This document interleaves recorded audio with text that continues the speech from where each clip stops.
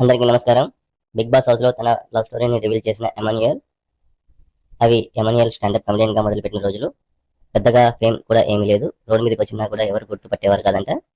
అలాంటి సమయంలో తన ఇన్‌స్టాగ్రామ్‌కి ఒక లాంగ్ మెసేజ్, పెద్ద మెసేజ్ వచ్చిందంట. నేను మీ స్టాండప్ కమెడియన్‌కి ఫుల్ ఫ్యాన్ అయిపోయాను. మీ వే ఆఫ్ టాకింగ్, పంచెస్ నాకు చాలా బాగా నచ్చాయని. ఎమాన్యుయల్ కూడా థాంక్స్ అండి అని ఆ మెసేజ్‌కి రిప్లై ఇచ్చాడంట. నెక్స్ట్ మీకు ఓకే అయితే మీ ఫోన్ నంబర్ ఇస్తారా అని మెసేజ్ వచ్చిందంట. ఇంకా ఎమాన్యుయల్ కూడా ఫోన్ నంబర్ ఎక్స్‌చేంజ్ చేసుకొని మాట్లాడుకోవడం మొదలుపెట్టారు. అలా మాట్లాడుకోవడం మొదలుపెట్టాక తను అప్పుడు డాక్టర్ చదువుతున్నానని చెప్పింది. అప్పటికి ఎమాన్యుయల్‌కి అంత ఫేమ్ కూడా ఏమి లేదంట. గ్లామర్ కూడా లేదు. సో అలా 1 వీక్ మాట్లాడుకున్నాక తన మైండ్‌కి ఈ అమ్మాయినే పెళ్లి చేసుకోవాలని అనిపించిందంట. ప్రేమ కూడా కాదు. తన ఫేస్ కూడా చూడకుండానే ఓన్లీ తన మాటలు విని తనకు ప్రపోజ్ చేశాను అని. మీకు ఇష్టమైతే మీ అమ్మానాన్నలతో చెప్పి మీ ఇంటికొచ్చేసి మా వాళ్ళకి చెప్పి పెళ్లి చేసుకుంటాను అని. తను అప్పుడు ఎంబీబీఎస్ సెకండ్ ఇయర్ చదువుతుంది. నాకు కొంచెం టైం కావాలని చెప్పిందట. సరే నువ్వు టైం తీసుకున్నా పర్వాలేదు కానీ మా అమ్మానాన్నలకు నేను చెప్పేస్తున్నా.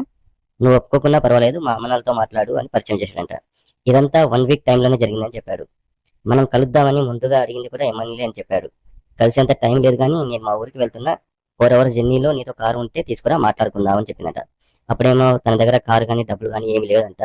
కానీ తన ఫ్రెండ్స్ని ప్లీజ్ రా అని బతిమాలుకొని కారు డబ్బులు రెడీ చేసుకుని తనను మొదటిసారిగా అప్పుడే కలిశాడంట. తనతో కలిసి చేసిన 4 అవర్స్ జర్నీలోనే చచ్చినా బతికినా ఇక దీంతోనే బతకాలి, నాకు ఇంకా నో ఆప్షన్ అని ఫిక్స్ అయిపోయాడంట.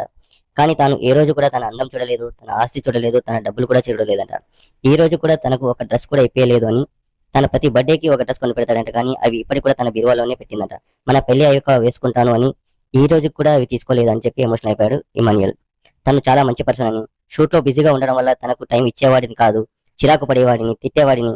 ఇక్కడికి వచ్చాక నాకు రియలైజ్ అయ్యి మీ అందరినీ నవ్విస్తాను కానీ దుప్పటి కప్పుకొని ఏడ్చేస్తాను. నేను తనను ఇంత ఇబ్బంది పెట్టానా అని బాగా ఎమోషనల్ అయిపోయాడు ఎమోనియర్. నిజానికి తను ఇప్పుడు ఫారెన్ కి చదువుకోవడానికి వెళ్ళాలి.